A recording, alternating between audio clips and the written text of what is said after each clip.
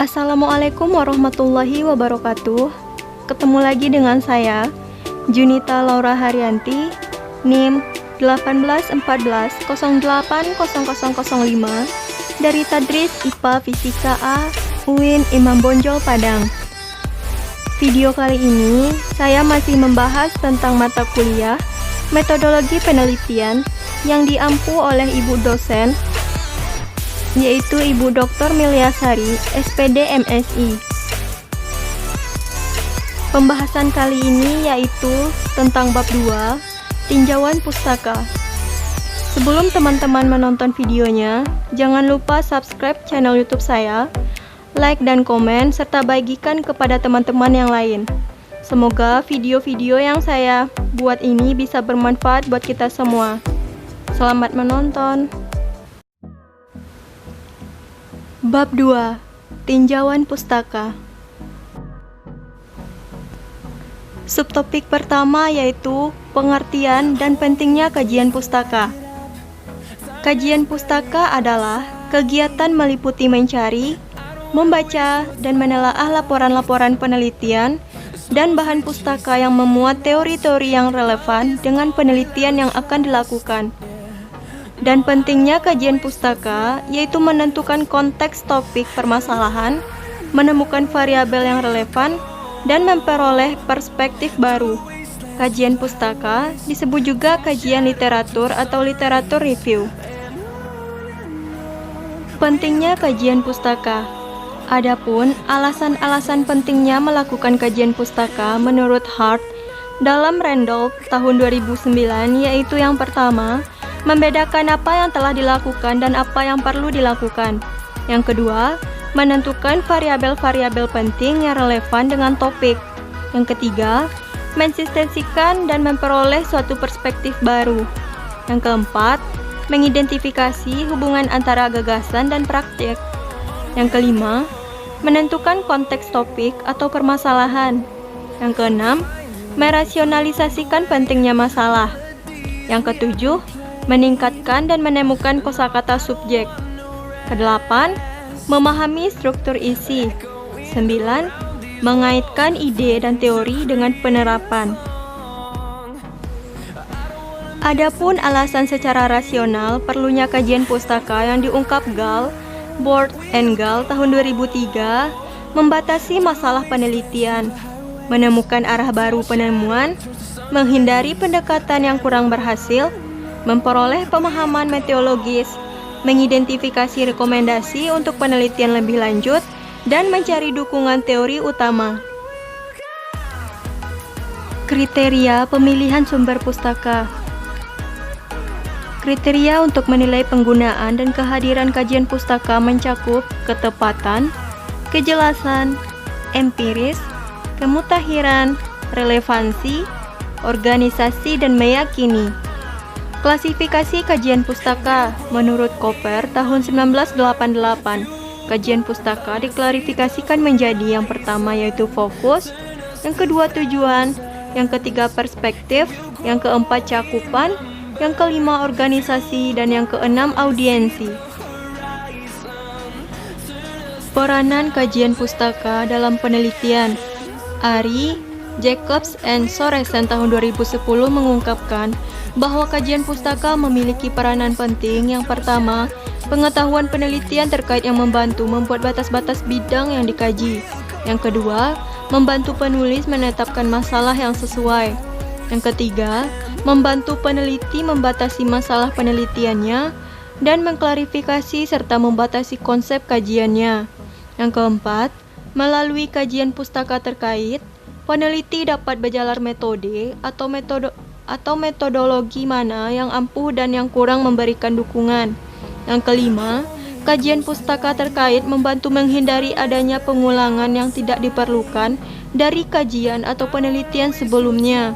Yang keenam, kajian pustaka terkait menempatkan peneliti dan posisi terbaik untuk mengadakan interpretasi pentingnya hasil penelitiannya.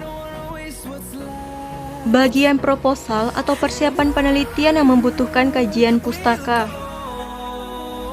Yang pertama yaitu pemilihan permasalahan dan judul penelitian. Yang kedua, penyusunan latar belakang. Cara-cara mengkaji bahan pustaka dan menyusun kerangka berpikir. Kajian pustaka adalah kegiatan mencari referensi yang relevan dengan penelitian yang akan dilakukan untuk dikutip atau dijadikan dasar dari sebuah ide penelitian. Berikut adalah cara menyusun kajian pustaka dengan baik dan benar. Yang pertama yaitu memilih sumber pustaka. Sumber pustaka seperti yang sudah dijelaskan tadi dapat berupa skripsi, tesis, disertasi, makalah, paper, jurnal penelitian, buku, situs internet yang kredibel, serta lainnya. Memiliki sumber pustaka yang baik penting untuk menghasilkan kutipan atau ide yang tepat. Dalam memilih sumber pustaka terdapat beberapa kriteria, yaitu sebagai berikut. Yang pertama, sesuai dengan topik penelitian yang akan dilakukan. Isi mudah dipahami oleh peneliti. Pernyataan dalam sumber tersebut harus bisa dibuktikan secara empiris.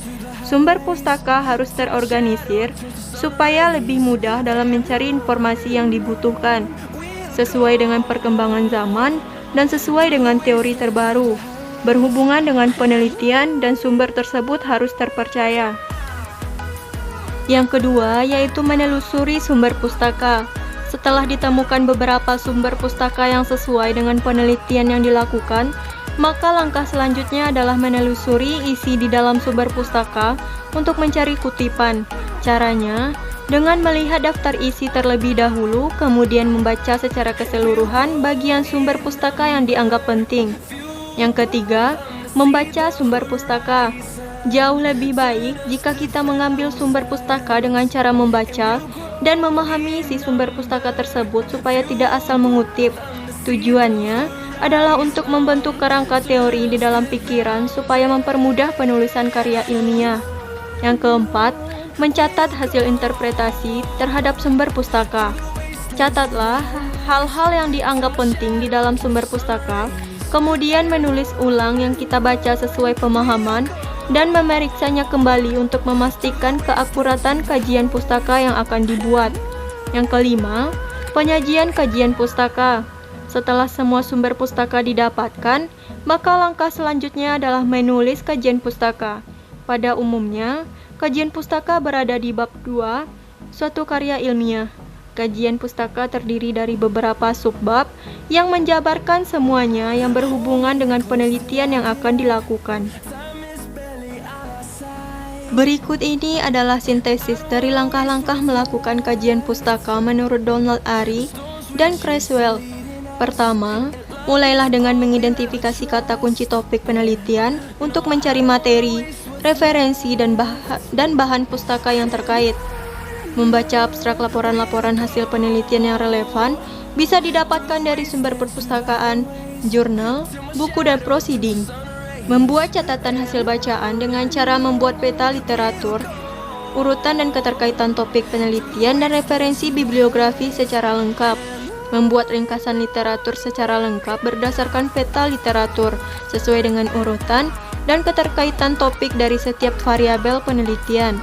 Membuat kajian pustaka dengan menyusunnya secara tematis berdasarkan teori-teori dan konsep-konsep penting yang berkaitan dengan topik dan variabel penelitian.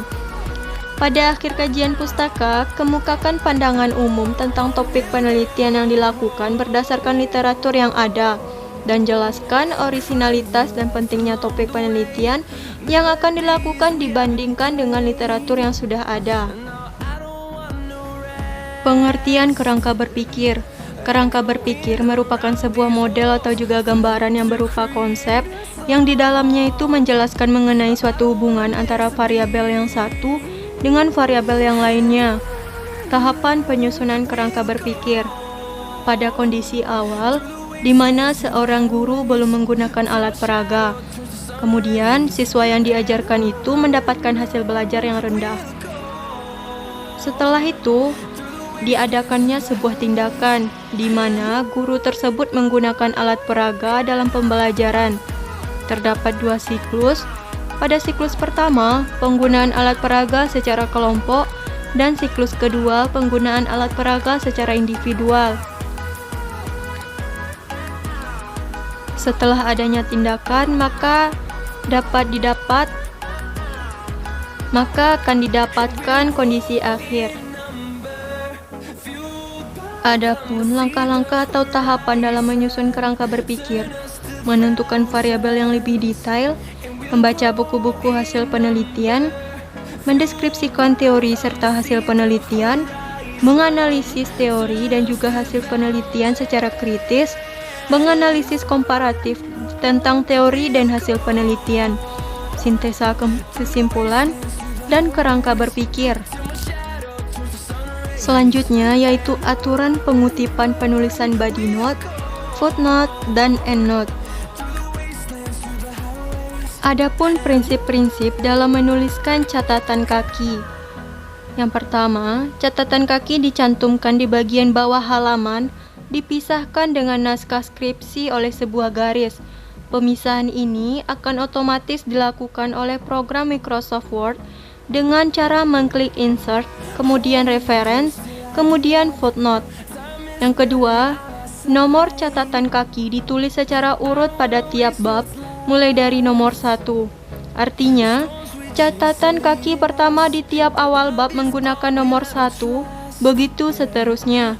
Yang ketiga, catatan kaki ditulis dengan 1 spasi. Yang keempat, pilihan huruf dalam catatan kaki harus sama dengan penulisan huruf dalam naskah skripsi, hanya ukurannya yang lebih kecil, dengan ketentuan Time New Roman dengan size 10, Arial size 9, Tahoma size 9. Yang kelima, baris pertama catatan kaki menjorok ke dalam sebanyak 7 karakter. Yang keenam, judul buku dalam catatan kaki ditulis miring atau italik. Ketujuh, nama pengarang dalam catatan kaki ditulis lengkap dan tidak dibalik. 8. Catatan kaki bisa berisi keterangan tambahan.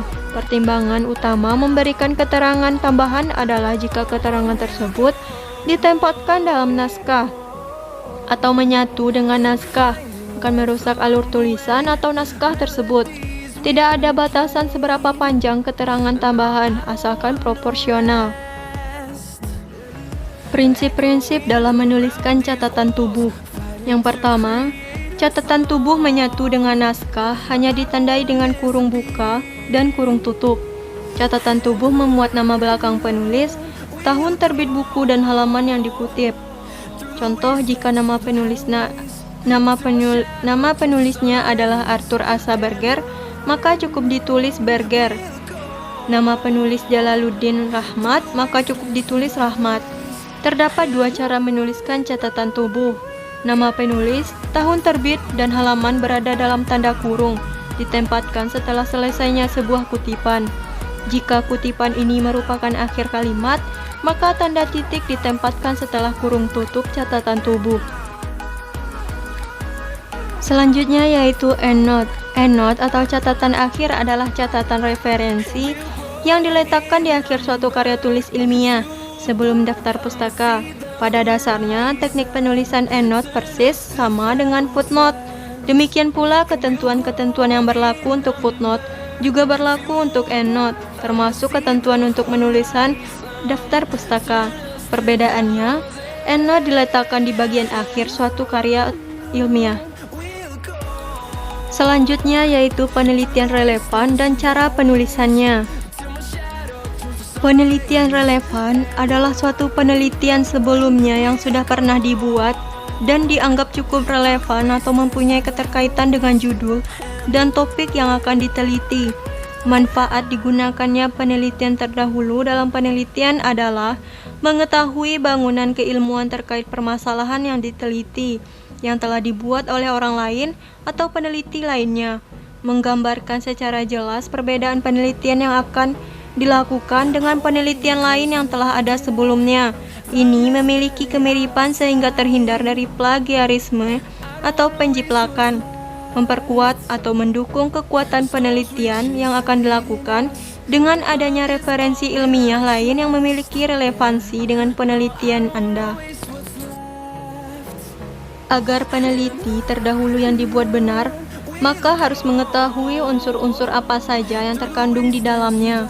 Berikut hal-hal yang harus diperhatikan terkait dengan penelitian terdahulu. Yang pertama yaitu ada judul, latar belakang, perumusan masalah, ruang lingkup penelitian, tujuan penelitian, tinjauan pustaka, landasan teori, hipotesis, cara penelitian, dan jadwal penelitian. Di dalam cara membuat penelitian terdahulu, maka dapat menuliskan unsur-unsur secara lengkap di atas ke dalam satu paragraf. Hipotesis dan contohnya. Definisi umum hipotesis yaitu hipotesa ialah jawaban sementara mengenai masalah yang masih mempunyai sifat praduga karena masalah tersebut masih harus dibuktikan benar atau tidaknya. Jenis-jenis hipotesis. Yang pertama, hipotesis nol atau HO adalah hipotesis yang menerangkan tidak adanya hubungan antara variabel independen atau X dan variabel dependen atau Y. Artinya, dalam kesimpulan hipotesis, yang dicoba ialah ketidakbenaran variabel X mempunyai Y.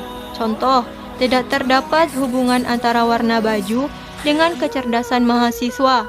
Yang kedua, hipotesis kerja atau HI. Hipotesis kerja ialah hipotesis yang menerangkan adanya hubungan antara variabel independen atau X dan variabel dependen atau Y yang diteliti.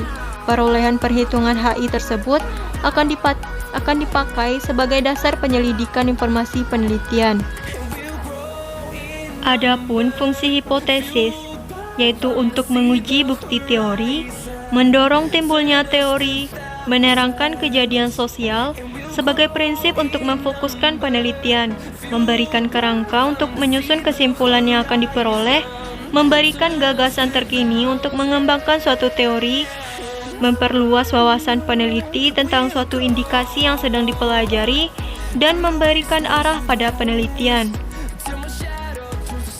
Tahap-tahap penyusunan hipotesis. Yang pertama, menentukan masalah. Hal utama yang perlu dilakukan sebelum menyusun suatu hipotesis yaitu terlebih dahulu menentukan masalah apa yang ingin dilakukan. Biasanya, permasalahan tersebut masih belum begitu jelas atau tidak dapat diterangkan oleh hukum atau teori tertentu. Yang kedua, menentukan hipotesis awal. Di sini merupakan suatu dugaan atau asumsi terhadap suatu masalah yang terjadi. Perlu diketahui bahwa dalam penyusunan hipotesis awal ini dianggap penting karena tanpa adanya tahap ini, pengamatan tidak akan terarah karena fakta-fakta yang ditemukan dirasa masih belum cukup untuk mendukung hasilnya. Yang ketiga, mengumpulkan fakta-fakta yang bersifat relevan. Tahap ketiga adalah penyusunan hipotesis dalam pengumpulan fakta. Dalam suatu penelitian ilmiah, pengumpulan fakta menjadi hal yang sangat penting. Oleh karena itu, perlu dilakukan pengumpulan fakta-fakta yang relevan sesuai dengan lapangan yang jumlahnya yang tidak terbatas. Yang keempat, formulasi hipotesis. Setelah dilakukan pengumpulan fakta, tahap selanjutnya adalah membandingkan fakta-fakta yang ada, yang kemudian mencari yang benar-benar relevan dengan penelitian. Yang kelima, pengujian hipotesis. Maksudnya, yaitu mencocokkan hipotesa-hipotesa yang sudah disesuaikan dengan keadaan yang dapat diamati atau sering didengar dengan istilah verifikasi atau pembenaran. Setelah dilakukan pengujian, maka akan ditemukan apakah hipotesis awal tersebut dapat terbukti sesuai atau cocok dengan fakta. Contoh hipotesis penelitian yang pertama yaitu pernyataan jika maka. Jika pegawai mengalami tekanan dalam bekerja yang lebih rendah, maka mereka akan memperoleh kepuasan kerja yang lebih tinggi. Yang kedua, hipotesis non dan alternatif. Hipotesis HO, tidak ada pengaruh signifikan kenaikan gaji terhadap kinerja pegawai. Hipotesis HA, ada pengaruh signifikan kenaikan gaji terhadap kinerja pegawai. Yang ketiga yaitu hipotesa direksional dan non-direksional. Ada hubungan langsung variabel gaya kepemimpinan dengan ketidakpastian lingkungan bisnis.